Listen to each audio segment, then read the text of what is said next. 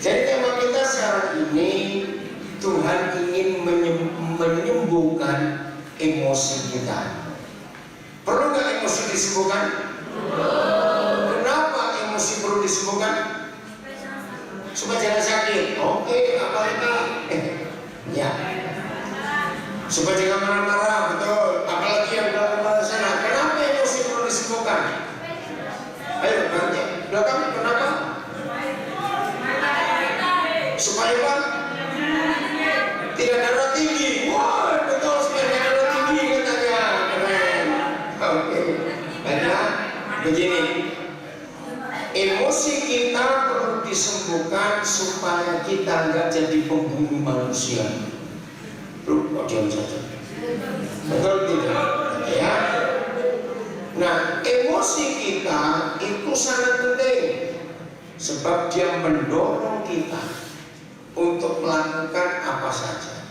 Tapi justru di bagian ini setan itu menang atas kehidupan kita. Betul tidak? Secara fakta lebih banyak manusia itu mengendalikan emosinya sendiri atau kejahatan yang mengendalikan emosi manusia. Kebanyakan yang mana? Nah, seharusnya nggak perlu. Jadi semua bentuk kejahatan, besar maupun kecil bentuknya, itu yang mengendalikan adalah emosi. Nah, emosi itu suatu kekuatan, betul tidak? Kalau digunakan, diarahkan untuk yang baik, kira-kira sebagai anak-anak remaja, anak muda, kalian menemukan emosi itu akan menghasilkan apa? Bukan yang baik kok. Yang baik langsung saja. Kalau emosi itu digunakan, diarahkan, disalurkan untuk yang baik, kira-kira jadi apa kehidupan itu? Jadi luar biasa, gak cuma berkah. Jadi emosi itu penting. Tapi ini yang kita harus ketahui. Kita baca ayat pertama dulu. Roma 6 ayat 13. Maaf ya bicarakan kamu, ini anak-anak yang salah. Yang belakang katanya. Roma 6:13, dengar ya. Dan janganlah kita ngapain? Ayo baca ngapain? Menyerahkan anggota-anggota tubuh kita kepada dosa untuk dipakai sebagai senjata kelaliman, senjata kejahatan. Tapi lihat kalimat berikut. Tetapi serahkanlah diri kita kepada Tuhan sebagai orang-orang yang dulu mati tapi sekarang hidup. Ayo lanjut, belum belakang dulu.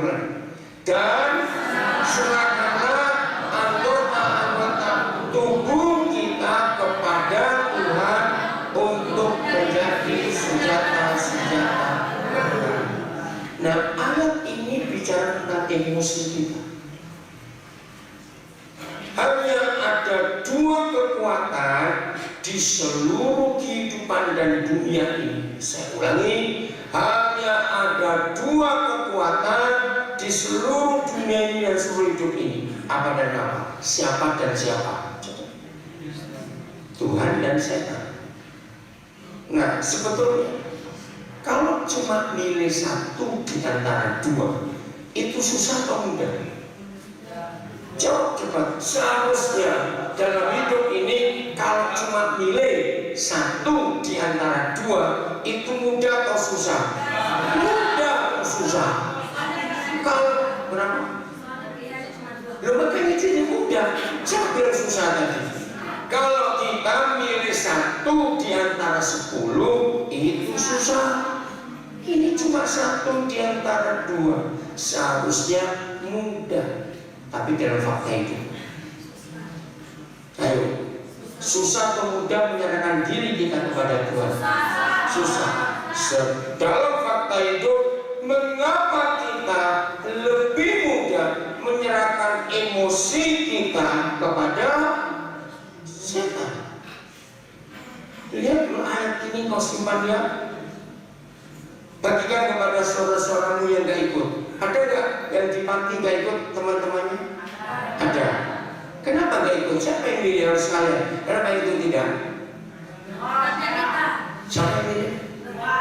Oh, berkatmu Tuhan. Saya mau tanya kepada panitia, kenapa yang dia karena anak panti nggak ikut, kok ini yang bisa ikut? Bagaimana cara milih di sini?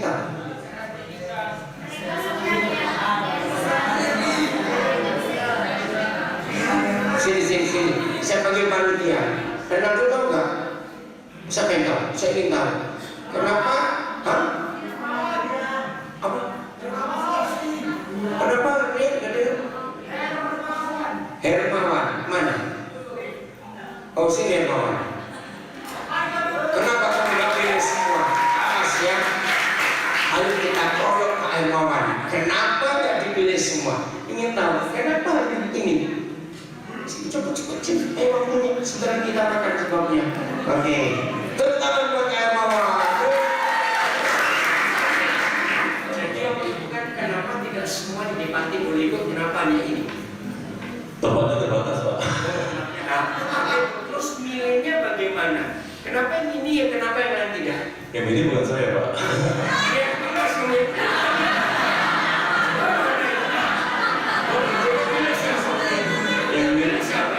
Panitia dari Surabaya yang pilih. Ya, tapi saya rasa ada alasannya juga ya, karena tempatnya juga terbatas. Ya. Tahu tempat terbatas. Tapi kenapa ini dimana kenapa kita tidak? Saya ingin tahu. Gimana? Tidak tahu, Pak. Oh, begitu. Lain kali yang kedua baru diajak semuanya gitu. Terima kasih, terima kasih. Oke, nah ini yang saya ingin katakan. Kepada saudara-saudara yang tidak ikut, kalian sebagai apa yang didapat di sini sejak kemarin sampai selesai. Kalian kagum nggak dengan kakak-kakak yang hebat gitu? Betul, luar biasa. Oke, lanjut ya, dengar. Jadi seharusnya emosi kita itu harus kita serahkan kepada siapa? Tuhan. Tapi mengapa faktanya kita sering menyerahkan emosi kita kepada setan, kepada kejahatan? Coba tanya lagi ayat ini. Ya, Roma 6 ayat 13. Ini harus jadi perhatian. Nah, emosi kita itu Tuhan yang ciptakan supaya ada yang mendorong, ada semangat. Emosi kita tuh kalau mobil, kita ini mobil seperti mesin yang mendorong, tapi seringkali kita salah. Ya, kita baca sama-sama. 1, 2, 3. Dan janganlah. Nah, stop. Kata kamu ganti saya. Oke ya? Karena kita baca untuk diri kita. 1, 2, 3. Dan janganlah aku menyerahkan anggota-anggota tubuhku kepada dosa untuk dipakai sebagai senjata-senjata kezaliman, tetapi serahkanlah diriku kepada Tuhan sebagai orang-orang yang dahulu mati tetapi sekarang hidup. Terus, dan serahkanlah anggota-anggota tubuhku kepada Tuhan untuk menjadi senjata-senjata kebenaran. Berarti mulai hari ini, begitu emosi kalian bangkit karena sesuatu alasan, langsung ingat ayat ini. Aku serahkan kepada siapa? Kalau semua kita yang kali emosi kita terpancing untuk bangkit dan kita tahu kepada siapa emosi kita serahkan dan pilihan kita tepat, hidup ini jadi indah atau tidak? Berapa kali teman baik jadi rusak gara-gara emosi yang salah? Seringkali emosi itu salah tempat atau betul tempatnya? Salah tempat. Kalau orang yang emosi tidak sempat berpikir panjang karena sudah panas duluan. Oke ya? Nah sekarang kita cari. Kenapa emosi kita cepat tersinggung, cepat marah? Ternyata semua itu terjadi sejak kita dalam kandungan. Ini luar biasa. Sejak dalam kandungan semua anak itu sudah bisa ditentukan emosi hidupnya ke arah siapa, tergantung suasana rumah tangga papa mama. Maaf, kita belajar hidup Raja Daud. Kita tidak pernah mendapatkan ayat yang jelas Daud pernah emosi marah, pernah apa tidak. Tapi kita tahu Daud punya emosi yang salah dalam mengendalikan hawa nafsunya. Kenapa? Mari kita buka. Mazmur 51 adalah pengakuan dosa Daud. Kenapa dia jatuh dalam dosa? Walaupun tidak perlu menyalahkan orang tua, tapi ini yang terjadi. Sesungguhnya dalam kesalahan aku diperanakan, dalam dosa aku dikandung ibuku. Berarti sejak kapan kau punya cacat dalam jiwanya? Sejak dalam kandungan. Maka itu besok kalau kalian menikah, kalau kalian jadi seorang suami dan istrimu hamil, jaga dirinya supaya emosinya tidak salah. Dan kalau kalian seorang ibu sedang mengandung, jaga kondisi hatimu. Dengarkan, menurut kita semua, anak-anak itu karakternya menurun dari papa mamanya atau tidak? Tidak. Nah, ini yang harus kita tahu. Kalau anak-anak itu karakternya turun dari papa mamanya, berarti 4 orang kakak beradik kandung karakternya harus ada. Nah, jadi nggak turun. Tahun 78 saya mulai meneliti kasus ini. Lalu dari mana karakter manusia ini? Kalau semua orang logikanya karakter manusia turun dari ayah ibunya, ternyata tidak. Nah, ayat ini yang menjelaskan. Setiap ibu hamil pasti suasana hatinya dan suasana rumahnya beda-beda atau sama saja. Nah, itu dia. Mengapa ada seorang anak sejak kecil masih bayi nggak suka papanya? Kalau dia makanya pasti dia berontak. Nah, dikasih tahu saja ya, sebab waktu dia dalam kandungan ibunya, papanya menyakiti mamanya dan mamanya gak suka papanya anak ini. Berarti si istri gak suka suaminya. Aneh. Anak itu lahir dengan membawa kemarahan mamanya terhadap papanya. Anak yang gak tahu apa-apa jadi ikut emosi kalau ketemu bapaknya sejak masih bayi. Maka itu firman ini luar biasa. Jadi Daud mengalami masalah kejiwaan, emosinya tidak stabil sejak dalam kandungan ibunya. Dan ayat ini bisa dibuktikan secara psikologis bahwa suasana hati mama itu akan terpengaruh. Saya beri contoh langsung. Ada satu keluarga baru menikah, istri hamil anak pertama. Pasti suami istri sayang dengan anak ini karena anak pertama. Nah, kebetulan buat papanya, oma opa dari pihak papa ini juga cucu pertama. Nah, buat pihak mama, opa oma pihak mama juga cucu pertama. Jadi, semua keluarga itu sayang pada istri yang hamil ini. Jadi selama 9 bulan 10 hari, suasana hati mama dilindungi, dijagai oleh orang-orang yang sayang anak-anak yang dalam kandungan.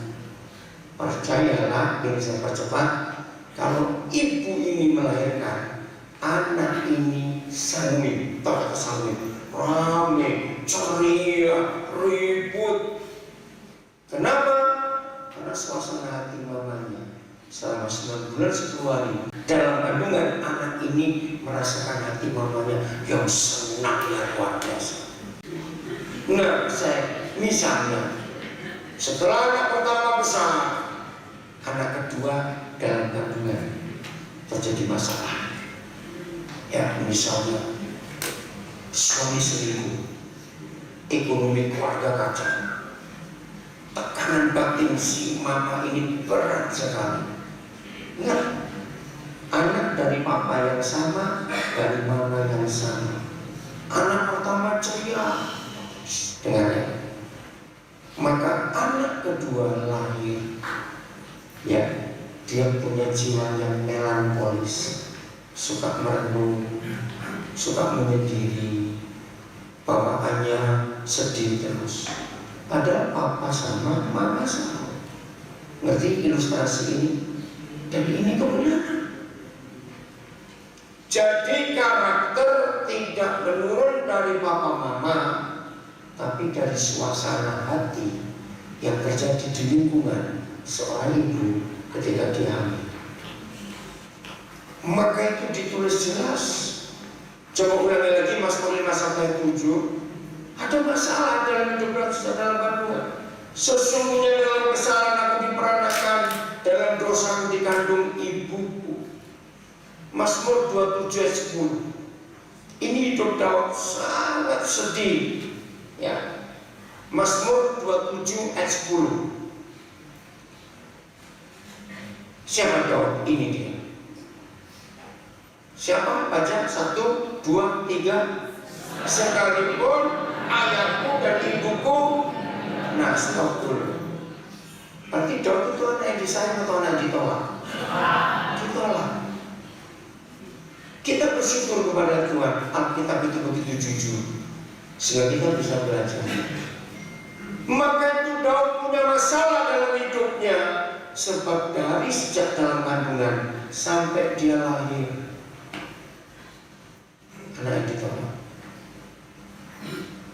Kita baca lagi 1, 2, 3. Sekalipun ayahku dan ibuku meninggalkan aku, namun Yahweh. Puji Tuhan, akhirnya Daud mengerti. Kita percoba.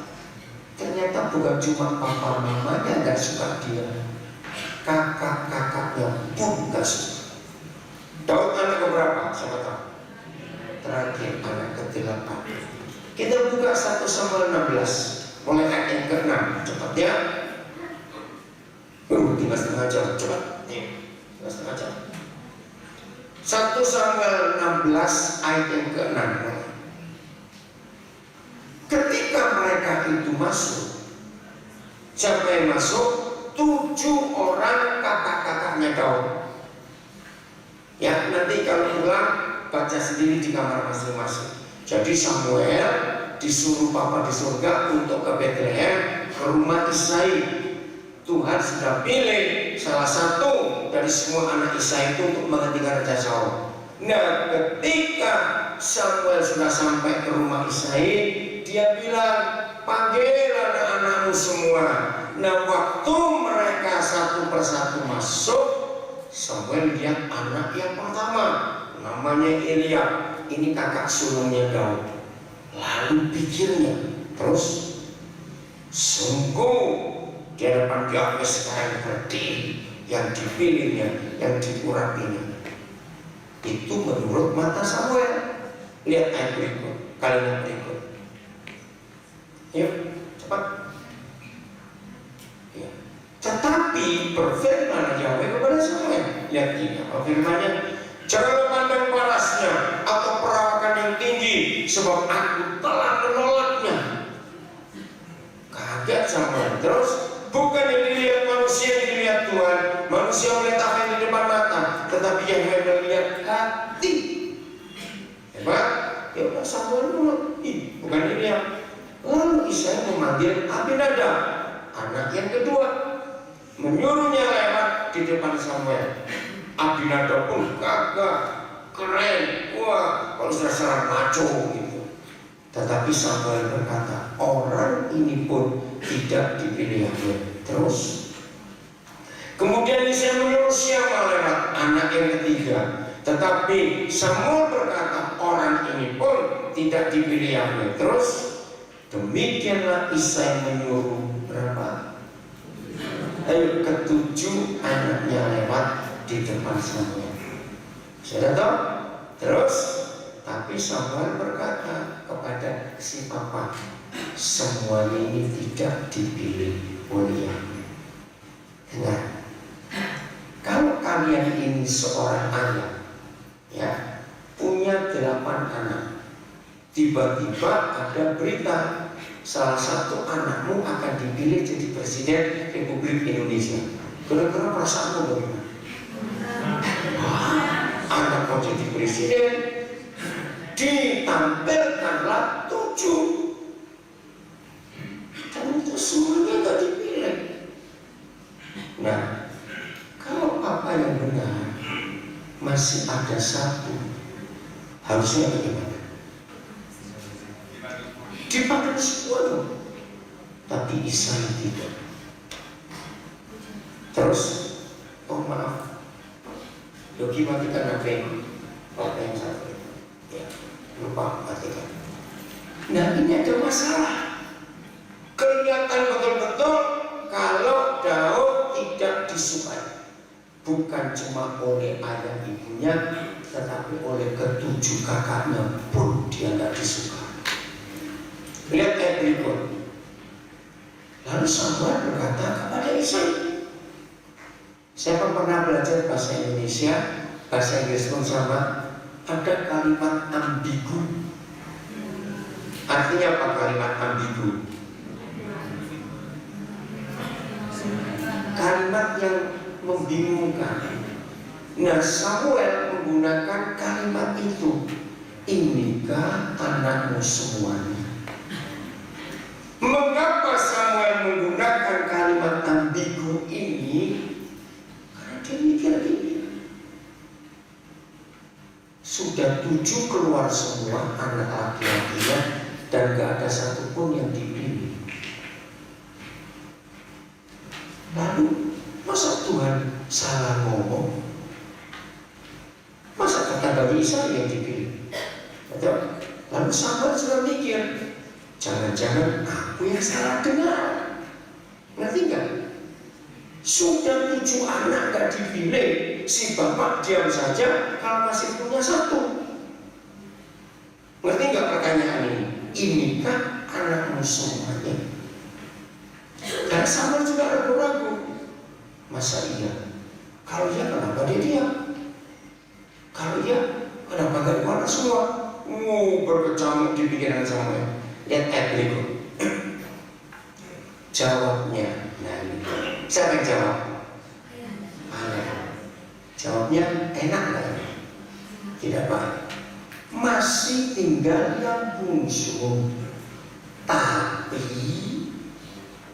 ngerti kalau saya pakai intonasi ini, tapi itu menunjukkan apa? Nggak suka, pilih kasih. Tapi artinya gini loh, sudah jangan pilih yang 1 itu, percuma. Toh dia masih kecil, sekarang sedang mengembalakan kambing domba. Oh saudara, ini luar biasa. Masih ingat Mazmur 23? Ayo, ingat tidak? Apa? Nah, wah ini luar biasa. Tepuk tangan buat diri muslim kalian, pintar-pintar. Mazmur 23 itu tulisan Daud, Tuhan Gembala. Ternyata Daud tidak bicara tentang Tuhan sebagai Gembala, tapi dia bicara tentang dirinya sendiri. Menjadi gembala zaman itu risikonya besar. Masih ingat waktu dia bertemu Raja Saul untuk melawan Goliat? Kan Saul gak percaya, kamu kan anak kecil. Tapi Daud ini ngotot. Raja Saul berkata, lihat itu raksasa itu, tombaknya saja 3 kali tinggi badanmu. Coba kalau kamu ditombak jadi sate kamu. Itu istilahnya. Terus Daud berkata gini, Raja perlu tahu, waktu aku masih jadi gembala, ada singa dan beruang mau menerkam kambing domba ayahku. Tuhan menolong aku untuk mengalahkan mereka, juga perampok-perampok. Berarti berisiko besar gak jadi gembala zaman itu. Gadamu dan tongkatmu yang menghibur aku, sekalipun aku jalan di lembah bayang-bayang maut. Dengar, ini Daud sendiri. Jadi penggembalaan zaman Daud resikonya besar, perampok dan binatang buas. Tapi selama Daud jadi gembala, domba-domba itu aman. Pernah tahu arti kalimat dalam Mazmur 23, engkau menyediakan, ya, engkau menyediakan hidangan bagiku di hadapan para lawanku. Saudara, tolong perhatikan hamba Tuhan, kita harus mengerti kebenaran. Mengapa Daud berkata bahwa domba-dombanya itu makan di depan para lawannya? Begini ceritanya. Zaman itu yang jadi gembala harus anak sulung yang kekar dan yang kuat, karena lawannya berat. Mengapa Isai menyuruh anak bungsu jadi gembala? Sebab anak ini gak disukai, mau dibunuh, hukum Taurat melarang. Nah, satu-satunya jalan dia cepat mati, jadikan gembala supaya ditangkap binatang buas. Jahat gak apa-apa. Ini rahasia Daud itu. Mazmur 121 menarik sekali kalau saudara baca. Dari mana datang pertolonganku? Selain dari Tuhan yang menciptakan langit dan bumi, dan mataku tertuju ke gunung-gunung. Dari mana datang pertolonganku? Kata Daud. Penjaga Israel tidak pernah terlelap, apalagi tertidur. Perhatikan, saya gabungkan ya, Mazmur 23 dan Mazmur 121. Mudah-mudahan kalian mengerti. Jadi buat para perampok dan para binatang buas, kalau ingin menerkam domba-domba kegembalaan, itu yang diincar gembalanya, bukan domba-dombanya. Apa yang mereka incar? Kapan ngantuk, kapan tidur, itu yang ditunggu. Kan panas, lalu gembala berteduh. Nah, kambing domba ini makan rumput merumput. Jadi dari jauh musuh melihat. Begitu mereka menemukan si gembala, berapa menit gak bangun-bangun, langsung mereka makan. Nah, di masa itu para gembala, para binatang buas dan para perampok itu punya kalimat, kalau kalian mau curi domba tapi gembalanya Daud, percuma, anak itu gak pernah ngantuk. Jadi kalau kamu nungguin dia tidur, nggak ada gunanya. Ngerti nggak maksudnya? Maka itu domba-domba Daud berkata, aku bisa makan enak di depan mata para lawan. Berarti maksud ini. Jadi Mazmur 23 Daud cerita tentang siapa? Tentang dirinya sendiri, anak yang terbuang. Tapi Tuhan pakai dia luar biasa. Kembali ke 1 Samuel 16. Lanjutkan di ayat berapa? Ini cara Tuhan menyembuhkan emosi yang terluka. Kata Samuel pada Isai, marah Samuel, suruhlah memanggil dia, sebab kita tidak akan duduk makan sebelum anak itu datang kemari. Samuel mengancam, marah pada Isai, panggil, kalau dipanggil akan aku makan. Kemudian disuruhnya, jadi Isai menyuruh orang menjemput Daud. Ia kemerah-merah.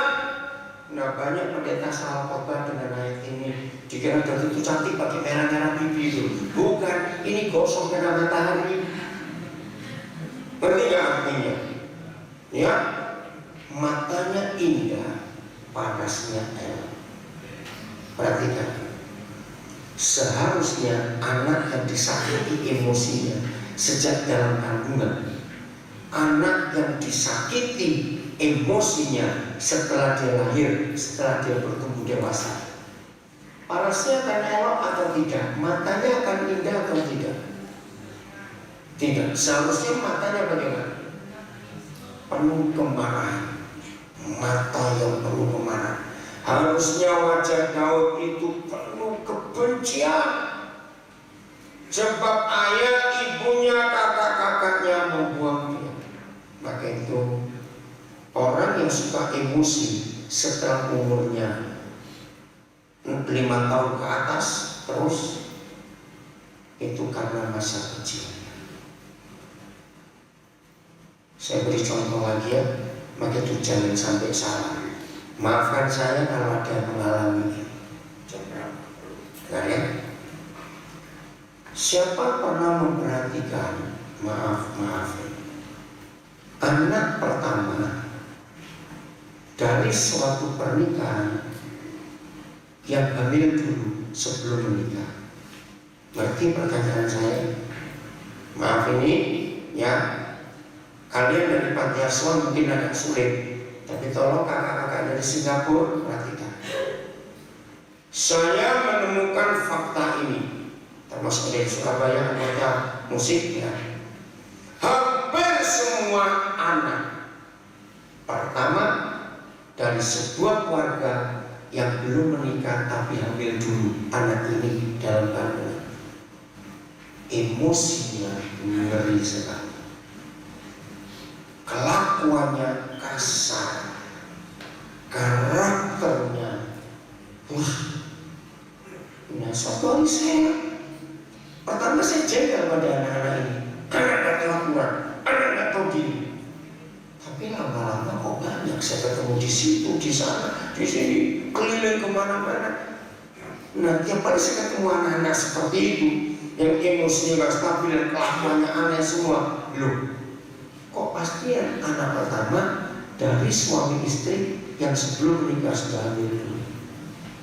Dengan baik-baik, maka itu dalam nama Yesus, ingat pelajaran tadi siang, masih ingat? Jangan ada free sex, jangan. Seks harus terjadi setelah pemberkatan. Coba kita lihat Kejadian 1:28. Simpan ya ayat ini supaya kalian tidak salah. Kalau semua kita hidup menuruti firman Tuhan, hidup ini indah. Ya, Daud bukan kasus itu karena dia anak ke-8. Tapi saya cerita secara umum. Pokoknya emosi itu luka sejak dalam kandungan, bukan setelah lahir. Emosi orang itu terganggu. Tuhan ngapain? Baca Tuhan ngapain? Memberkati mereka. Siapa mereka di sini? Bukan. Ini Adam dan Hawa. Betul? Setelah diberkati jadi sah suami istri, maka firman-Nya beranak cuculah. Nah, stop, dengar ya, tolong catat. Jadi peraturan surga harus diberkati jadi suami istri lebih dulu, baru boleh jadi papa mama. Kalau hukum ini dibalik, jadi papa mama dulu karena sudah hamil, baru jadi suami istri. Inilah malapetaka dan neraka di dalam keluarga. Kenapa? Dengar saya. Jadi kalau ada suami istri, maaf, kalau ada 2 orang yang belum suami istri tapi dipaksa menikah karena yang cewek hamil dulu, berarti mereka sudah siap belum jadi papa mama? Sangat tidak siap. Dengar. Maka itu kalau ada pendeta di sini dengarnya, saya pesan, jangan sekali-kali menikahkan pasangan walaupun sudah hamil. Lu kenapa? Tunggu, kita cek dulu, ini karena cinta atau karena hawa nafsu. 99% menikah karena hamil dulu pasti karena hawa nafsu. Betul tidak? Nah, ini nggak bisa dinikahkan. Penderitaan terjadi. Saya percepat. Karena papa mama, karena 2 orang belum siap jadi papa mama, maka berat gak hidup memelihara satu anak ini? Jawab berat atau tidak? Berat. Dengarkan. Semua bayi yang malam suka nangis itu pasti karena hati papa mamanya tidak tenang. Mama papa yang gelisah terpengaruh gak kepada bayinya waktu masih tidur? Nah, ini yang harus kita tahu. Kenapa anak ini nangis malam-malam? Karena merasa papa mama nggak suka. Nggak, anak bayi yang nangis tengah malam mengganggu nggak tidur papa mamanya? Apa emosi? Anak nggak tahu diri. Kamu nggak tahu, kamu harus tidur supaya bisa kerja, cari duit buat beli susumu. Makanya anak kecil katakan begitu. Tapi karena makin tinggi emosi papa mama, anak kecil ini makin apa? Makin kenceng nangisnya. Nah di situ emosinya terluka. Dan tidak jarang bayi-bayi ini kena hukuman fisik, dipukul, ditempelin karena capek nangis terus. Anak kecil nggak bisa berontak, emosinya sakit, emosinya terluka. Dengarkan. Nah teman papa mamanya masih kuliah, ada yang sudah kerja. Teman-teman papa mamanya suka kirim WhatsApp atau sosial media, kirim foto, kan suka begitu kan, anak-anak muda. Oh lagi keluar negeri, lagi di training ke sana, oh lagi jalan-jalan, oh lagi apa? Dengar, yang dua orang jadi papa mama ini melihat teman-temannya masih bebas seperti itu, merasa apa? Iri. Dia mereka nggak suka. Dengar baik-baik. Pelampiasannya kemana? Catat itu. Pelampiasannya ke anak. Anak ini ngerti kan? Tidak. Begini kata mereka, kenapa kamu nongol duluan? Betul tidak? Padahal gara-gara bajingan dua ini. Betul? Bukan gara-gara anak ini loh, betul tidak? Dengar saudara, tolong perhatikan alur cerita ini. Ini yang mengerikan. Ketika anak ini makin besar dan bisa jalan, pelampiasannya makin ganas. Karena pikir sudah besar bukan? Enggak cuma fisik, tapi mulai keluar kata-kata kutuk. Anak setan kamu, anak kurang ajar kamu. Saudara perhatikan. Kenapa bapak mama memperlakukan itu? Ayo, kenapa? Emosi karena capek. Ini anak pandai betul. Dengarkan. Ketika anak ini umur 5 tahun, mulai keluar kata ini di hatinya. Tunggu ya kalau aku besar. Betul tidak? Tunggu kalau aku besar. Emosinya mulai tersalur untuk balas. Makin besar, umur 7 tahun, 8 tahun, makin terkendali gak emosinya, kelakuannya? Tidak. Saya pastikan. Akhirnya gak tahu bagaimana. Mungkin ada pertobatan dari papa mamanya, kita gak tahu. Hidup keluarga berubah, jadi bahagia, ekonomi jadi meningkat, keadaan baik. Tapi anak ini sudah baik atau belum? Hamil anak kedua, suasana rumah lain. Lahir anak kedua yang sawit, bahagia. Dengar, musuh berikut muncul. Kenapa? Bukan cuma saingan, betul. Tapi begini, papa mama akan selalu ngomong, kenapa kamu gak seperti adikmu? Adikmu ini baik, kenapa? Jujur, kalau kalian semua jadi anak pertama tadi suka dibanding-bandingkan dengan adiknya, terjadi apa? Sakit hati. Maka anak pertama ini punya 3 musuh di rumah. Siapa? Papa, mama, adik. Kalau pergi kemana-mana, keluar kata ini di depan teman-teman, om tante. Ini anak pertama ini, enggak kayak adiknya. Makin sakit hati dia. Betul? Nah, ketika dia umur mendekati 10 atau lebih, kejahatan yang mulai kelihatan. Karena waktu saya bisa ngomong bicara. Jadi emosi itu terluka sejak kapan? Bukan kecil, sejak dalam kandungan. Jaga diri kalian. Tapi puji Tuhan, Daud menemukan penyembuhnya. Tuhan yang menyambut aku. Amin. Ada kasih yang luar biasa bisa menyembuhkan emosi kita yang sudah rusak. Filipi 3 ayat 13 perhatikan. Bagi anak-anak muda, jaga dirimu dengan free sex. Jangan terjadi. Setuju? Kalau menikah yang benar supaya berkat Tuhan nyata. Saudara-saudara, aku sendiri tidak menganggap bahwa aku telah menangkapnya. Jadi ini masalah hari depan. Tetapi ini yang kulakukan. Aku melupakan apa yang telah di belakangku dan mengarahkan diri kepada apa yang di hadapanku. Semua psikolog di dunia kagum dengan tulisan Paulus ini.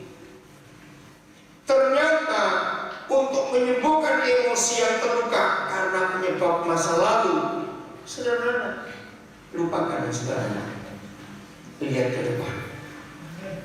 Caranya adalah mengambil. Amin. Jujurnya, jangan meninggalkan tempat ini Blessing Hills di Trawas sebelum semua kalian sembuh dari emosi. Biar Roh Kudus mengingatkan siapa saja yang pernah melukai hidup kita masing-masing.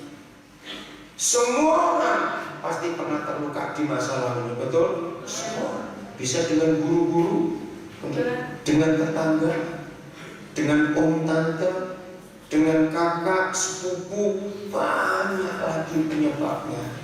Pokoknya jangan biarkan sakit hati itu kita simpan terus.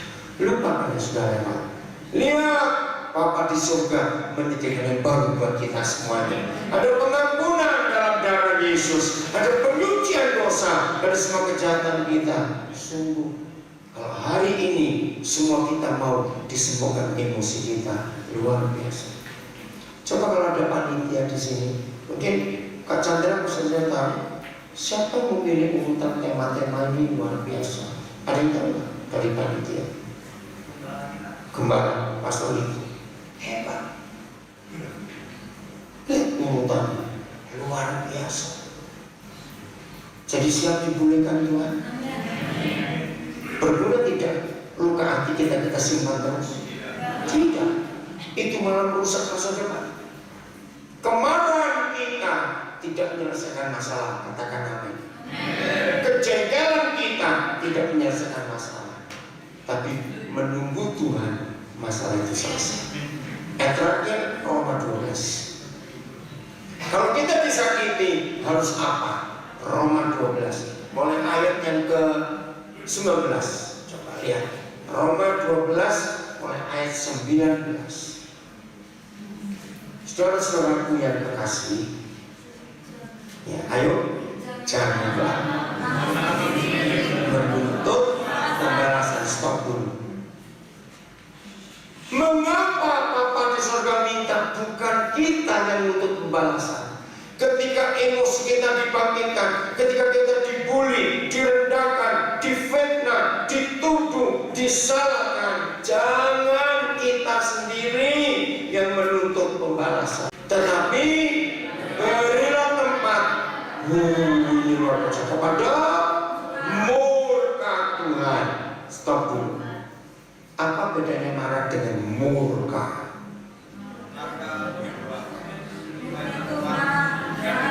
Cepat marah, cepat. Ya, jadi yang lebih berat yang murka yang marah. Nah, dengarkan. Kalau saudara murka kepada temanmu yang menyakiti, seberapa sebesar murkamu? Nggak ada apa-apanya. Tapi kalau yang murka Tuhan, habis semua orang, habis. Gini ilustrasinya, segede-gedenya telapak tanganmu dan jari-jarimu Masa ada jari sebesar pisang? Sakit itu. Ngerti maksudnya? Ketika kamu emosi ingin pukul temanmu dengan jari-jarimu, ini logikanya lebih gede jarinya Tuhan atau jarimu? Bayangkan kalau Tuhan murka terus musuhmu ditempeleng oleh Tuhan, selesai. Ngerti gak ayat ini? Maka itu jangan kau melawan. Ketika emosimu dibangkitkan, biar serahkan kepada Tuhan. Terus kalimat berikut belum selesai. Tetapi punya tempat kepada murka Tuhan, sebab benar tertulis. Terus baca 1, 2, 3. Pembalasan itu adalah hakku. Akulah yang akan menuntut pembalasan. Firman Tuhan. Dahsyat. Nah, maka itu yang di ruangan ini masih suka marah-marah, jengkel, nuntut, diam, biar ayat ini terjadi. Amin. Yang suka dendam, suka marah-marah, nggak ada gunanya. Kita pikir mau dia berubah, aku begini, aku begitu. Awas. Terus ayat 20. Tetapi, nah, baca 1, 2, 3. Tetapi jika sebelummu lapar, racunlah dia. Surah, berilah dia makan. Jika ia haus, berilah dia minum. Ini hukum yang luar biasa. Siap?